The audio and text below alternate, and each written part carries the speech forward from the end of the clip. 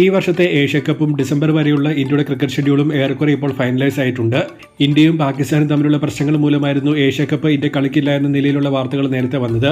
എന്നാൽ നിലവിൽ കാണുന്ന ന്യൂസ് പ്രകാരം ടൂർണമെന്റ് ഒരു കുഴപ്പവുമില്ലാതെ മുന്നോട്ട് പോകും എന്നാണ് കാണുന്നത്. സെപ്റ്റംബർ 2ാം ആഴ്ച മുതലായിരിക്കും ടൂർണമെന്റ് തുടങ്ങുക.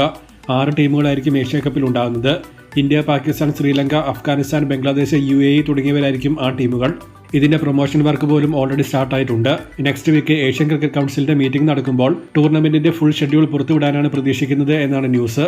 സോ ഇന്ത്യ പാകിസ്ഥാൻ മത്സരങ്ങൾ ഇതിനു മുൻപത്തേതുപോലെ തന്നെ മുന്നോട്ട് പോകും. ഏഷ്യ കപ്പിന്റെ ഷെഡ്യൂൾ കൂടി ലഭിച്ചു കഴിഞ്ഞാൽ ഡിസംബർ വരെയുള്ള ഇന്ത്യയുടെ ക്രിക്കറ്റ് ഷെഡ്യൂൾ ഓൾമോസ്റ്റ് കംപ്ലീറ്റ് ആണ്. ഓഗസ്റ്റ് തുടക്കം വരെ ഇന്ത്യ ഇംഗ്ലണ്ട് ടെസ്റ്റ് സീരീസ് നടക്കുന്നു. ഓഗസ്റ്റ് 17 മുതൽ ഇന്ത്യ ബംഗ്ലാദേശ് ലിമിറ്റഡ് ഓവർ പരമ്പര. ഇതിൽ 3 ഏകദിനവും 3 T20യും ഉണ്ടാകും. അത് കഴിഞ്ഞാൽ ഉടൻ സെപ്റ്റംബർ 10 ചേർന്ന് ഏഷ്യ കപ്പ് നടക്കുന്നു. ടൂർണമെന്റ് കഴിഞ്ഞാൽ ഒക്ടോബർ 2 മുതൽ 14 വരെ വിൻഡീസിന്റെ ഇന്ത്യൻ ടൂർ. ഇതിൽ 2 ടെസ്റ്റ് ഉണ്ടാകും. ശേഷം ഒക്ടോബർ 19 മുതൽ നവംബർ 8 വരെ ഇന്ത്യയുടെ ഓസീസ് പരമ്പര. ഇതിൽ 3 ഏകദിനവും 5 T20യും ഇന്ത്യ ഓസ്ട്രേലിയയിൽ വെച്ച് കളിക്കും. അത് കഴിഞ്ഞ് നവംബർ 14 മുതൽ സൗത്ത് ആഫ്രിക്കയുടെ ഇന്ത്യൻ ടൂർ. അങ്ങനെയാണ് ഈ വർഷത്തെ ശേഷിക്കുന്ന ഇന്ത്യയുടെ മത്സരങ്ങൾ. സൗത്ത് ആഫ്രിക്ക ഒരു ലോങ് സീരീസ് കളിക്കാനാണ് ഇന്ത്യയിലേക്ക് വരുന്നത്. 2 ടെസ്റ്റും 3 ഏകദിനവും 5 T20യും ആയിരിക്കും ഇവിടെ ഉണ്ടാവുക.